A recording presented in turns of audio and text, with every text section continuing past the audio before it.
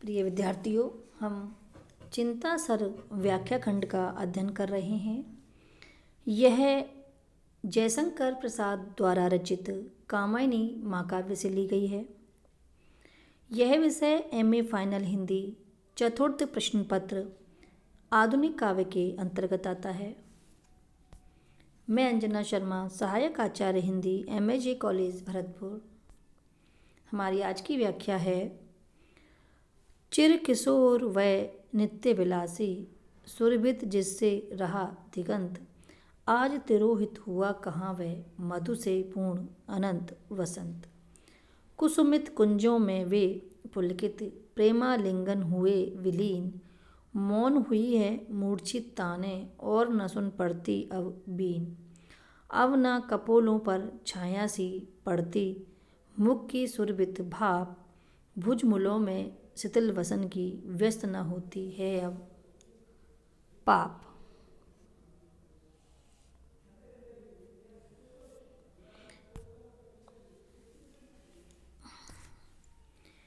चिर होता है सदैव या हमेशा रहने के इच्छुक अधिक। किशोर वय युवावस्था के व्यक्ति। नित्य विलासी प्रतिदिन भोग विलास काम कीड़ा में डूबे रहने वाले।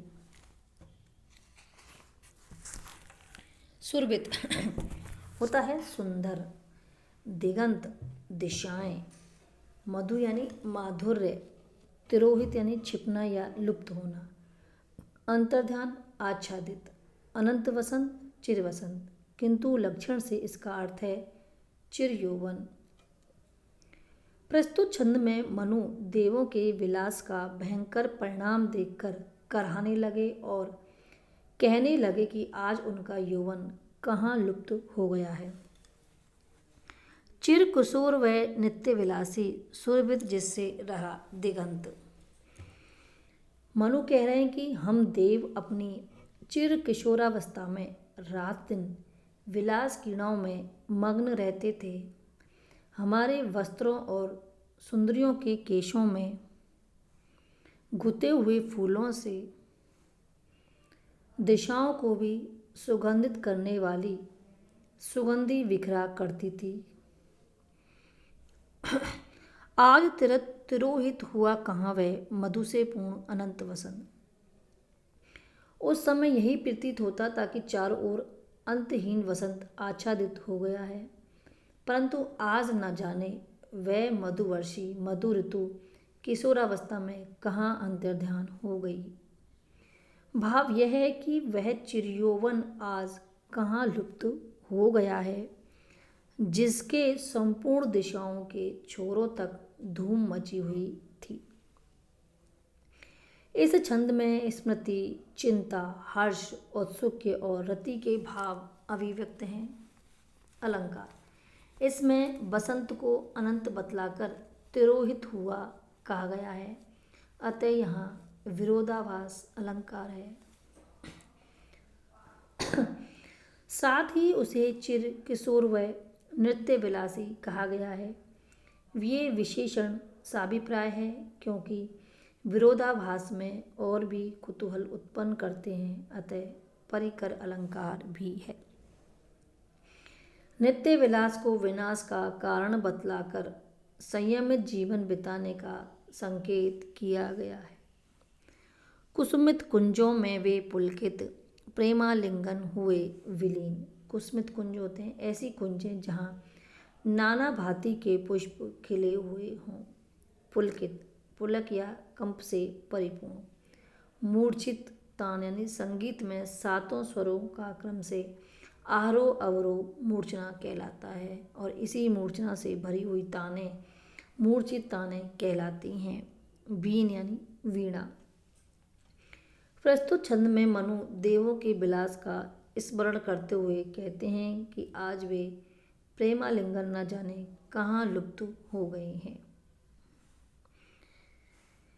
एक समय था जब लता वृक्षों के बने प्राकृतिक मंडपों में हम देव किशोर बालाओं का प्रेम के आवेग में हर्ष विहल होकर अर्थात चुंबन किया करते थे, परंतु आज वह सब विलुप्त हो गया है।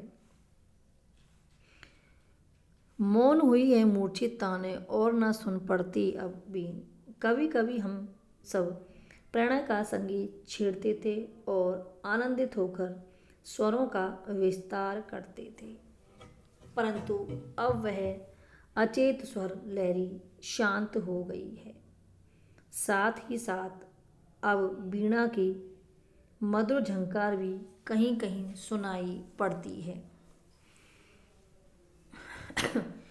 प्रस्तुत छंद में विशेष भाव है।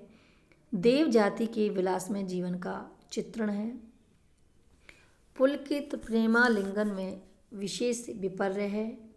मूर्छित तानों के मौन होने में मानवीकरण अलंकार है। यहाँ पर स्मृति, हर्ष, रति और चिंता के भाव अभिव्यक्त हैं। अब न कपोलों पर छाया सी पड़ती मुख की सुरभित भाप, भुजमुलों में शिथिल वसन की व्यस्त न होती है अब माप। कपोलो होता है गाल, छाया सी शांतिदायक अर्थात शीतल, सुरभित भाप सौरभित श्वास, सुगंधित सांसें। भुजमूलों यानी कंधा, शिथिल सिकड़े हुए, अस्त व्यस्त या ढीले, वसन यानी वस्त्र या परिधान, व्यस्त होता है लिपटना, माप यानी नाप या मापने की क्रिया या आकार। प्रस्तुत छंद में मनु देवताओं के प्रेमालिंगन एवं उनकी वीणा की मधुर ध्वनि के विषय में कहते हैं कि वे परस्पर चुंबन करते समय देव और देवांगनाओं के मुखों की जो सुगंधित भाप पहले एक दूसरे के कपोलों पर छाया के समान पड़ा करती थी, आज वह ना जाने कहाँ लुप्त हो गई है। एक समय था जब हम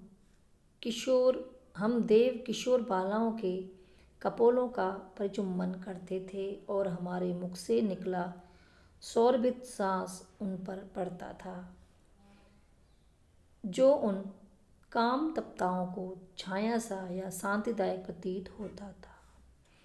परंतु आज वह सब कहाँ खो गया है। भुज मुलों में शिथिल वसन की व्यस्त न होती है अब माप। प्रणय के आवेश में जब हम उन्हें अपने भुजपाशों में बांध लेते थे तो उनके परिधान सिकुड़कर हमारे कंधों और बगलों में लिपट जाते थे। ऐसा लगता था कि हमारे भुजमुल उनके वस्त्र की नाप करते हों, परंतु अब वह सब कुछ भी नहीं प्रस्तुत है। विशेष भाव के रूप में यहाँ पर स्मृति, हर्ष, रति और चिंता के भाव अभिव्यक्त हैं। भुजमुलों में शिथिल वसन की माप व्यक्त होना बताकर स्त्री पुरुषों की काम क्रीड़ा की ओर शालीन संकेत किया गया है। आगे की व्याख्या हम अगली वीडियो के अंतर्गत करेंगे। धन्यवाद।